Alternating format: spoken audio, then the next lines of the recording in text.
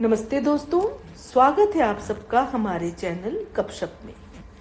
कहानी सुनो मुहावरा बूझो की श्रृंखला में पेश है आज की कहानी ललक।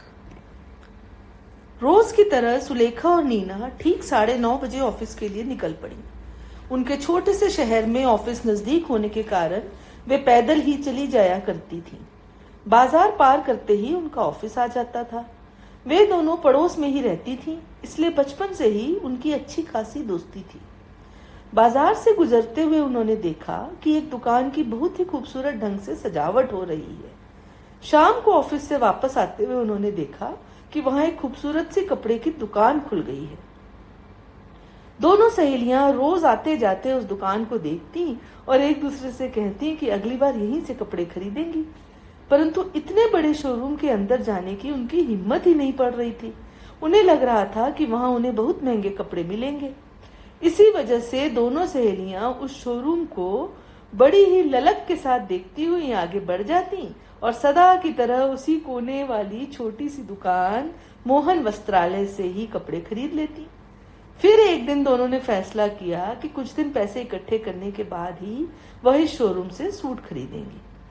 2 महीने तक दोनों सहेलियों ने कोई कपड़ा नहीं खरीदा और पैसे इकट्ठे करती रहीं। फिर एक दिन दोनों खुशी खुशी उस शोरूम में गईं और दोनों ने बड़े शौक से अपने अपने लिए सूट खरीदा। दोनों ही इतना महंगा और सुंदर सूट खरीद कर बहुत खुश हुई।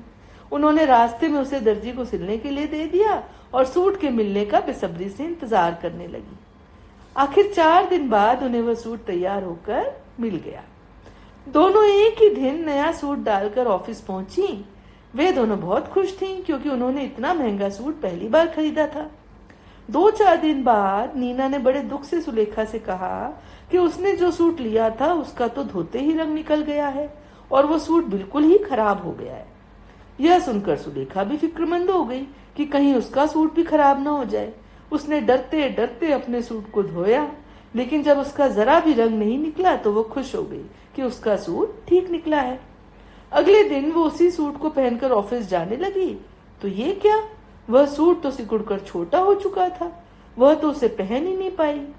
ऑफिस जाकर सुलेखा ने नीना से कहा कि उसका सूट भी खराब हो गया है।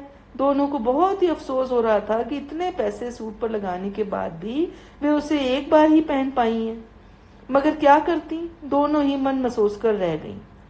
अगले महीने उन्हें फिर नए कपड़े खरीदने थे, लेकिन उस शोरूम के आगे कुछ देर ठिठकने के बाद उनके कदम खुद ब खुद कोने वाली दुकान मोहन वस्त्रालय की तरफ उठ गए, क्योंकि वे समझ चुकी थी कि उस शोरूम की तो वही मिसाल है कि तो बूझिए आज के मुहावरे को और कमेंट करके हमें बताइए कि ये कहानी किस मुहावरे पर आधारित है। और अब विदा लेने से पहले मैं आपको बताना चाहूंगी कि हमारी पिछली कहानी सुई धागा का मुहावरा है आम के आम गुठलियों के दाम। तो मैं आपसे फिर मिलूंगी एक नई कहानी के साथ। तब तक के लिए विदा।